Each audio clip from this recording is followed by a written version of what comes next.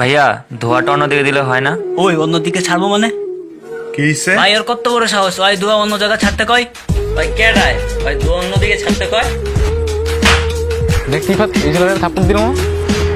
আরে এগুলো এখানকার লোকাল পোলাপান, হয়তো বা গ্যাঞ্জাম লাগছে। তো কি হয়েছে? না শব্দ দেখি মানে কি হয়েছে? আরে থাক, ওখানে যাওয়ার দরকার নেই। তুই কি বলস? শুধু শুধু কেন ঝামেলা জড়াবো? না আচ্ছা তুই থাক। আরে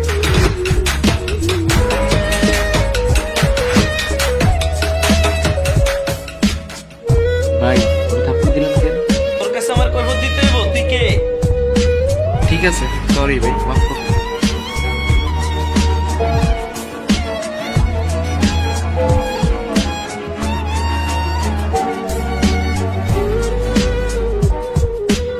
আচ্ছা ভাই, আপনি মনে হয় ছাত্রলীগের কোনো বড় নেতা। আসার সময় আসলে আপনার পোস্টারে আমরা ছবি দেখেছিলাম, তো তাই বললাম। কিছু কথা বলতে চাচ্ছিলাম আর কি। বলো। একটু আগে যে ঘটনাটা ঘটল, আমি তো দেখছি আপনাদের মধ্যেই কেউ একজন দিকে ধোয়া চাটতেছিল, টিজিং করতেছিল। এখানে একটা মেয়ে বসা ছিল, ছেলেটা বললো ভাইয়া ধোয়াটা অন্যদিকে চান, কিন্তু আপনাদের মধ্যে থেকে একজন ওরে থাপ্পড় মারল। আজ থেকে ঠিক করছেন ভাই? ঠিক করেন ভাই। কি ঠিক করি নাই? রাগ দেখতেছি।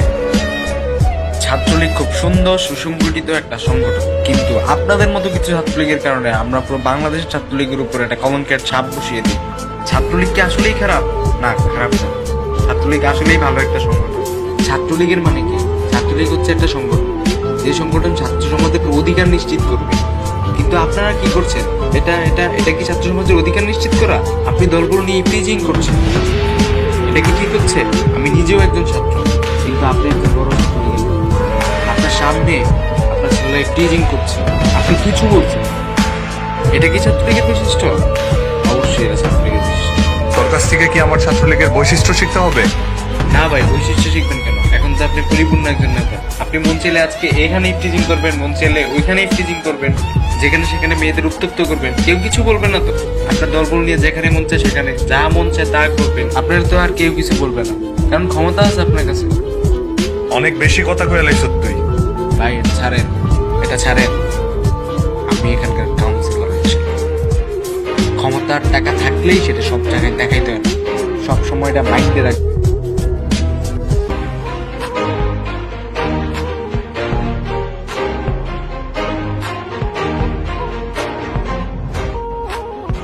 আমাদের সমাজে যেদিন ক্ষমতা, অর্থ আর প্রতিপত্তির অপপ্রয়োগ থাকবে না, সেদিন হয়তো আমাদের সমাজে বৈষম্য নামক শব্দটিও হারিয়ে যাবে।